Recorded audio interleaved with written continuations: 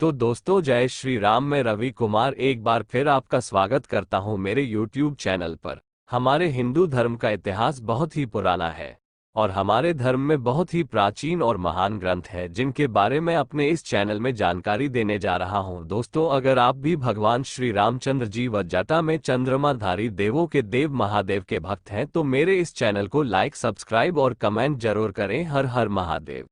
राजा दशरथ की 3 रानियों में कैकेयी उन्हें सबसे ज्यादा प्रिय थी। उन्होंने ही राजा दशरथ से भगवान राम के लिए 14 वर्ष का वनवास मांगा था।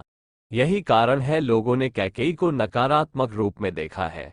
लेकिन कैकेयी द्वारा राजा दशरथ से भगवान राम के वनवास का वरदान मांगने के पीछे कारण क्या था? क्या वह मंथरा के बहकावे में आई थी या फिर वे अपने पुत्र भरत को राजगद्दी सौंपना चाहती थी? इस सवाल का जवाब हम आपको बताते हैं। एक बार देवों और असुरों के संग्राम में देवराज इंद्र ने राजा दशरथ से मदद मांगी थी।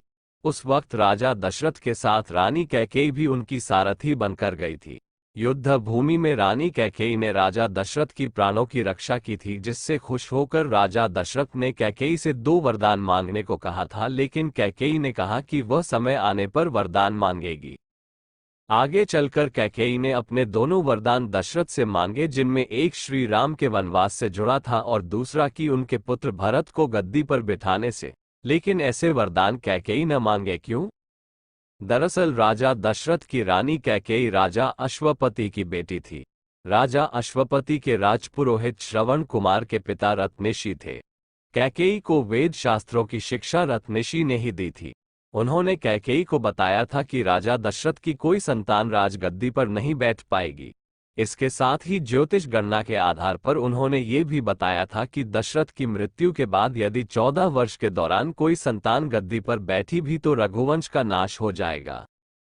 श्रवण कुमार की मृत्यु राजा दशरथ के हाथों बाण लगने से हुई थी, जिसके बाद श्रवण कुमार के माता पिता ने राजा दशरथ को श्राप दिया था कि जिस तरह से वे पुत्र के वियोग में मर रहे हैं उसी तरह राजा दशरथ की मृत्यु भी पुत्र वियोग में होगी।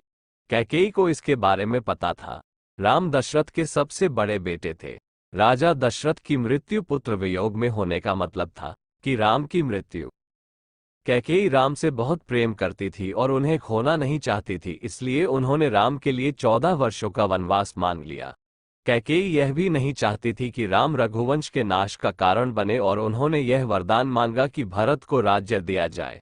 प्रभु श्री राम ने कभी माता कैकेयी को गलत नहीं कहा। साथ ही जब भरत ने अपनी माता को कटु वचन कहे तो प्रभु श्री राम ने उन्हें रोका भी।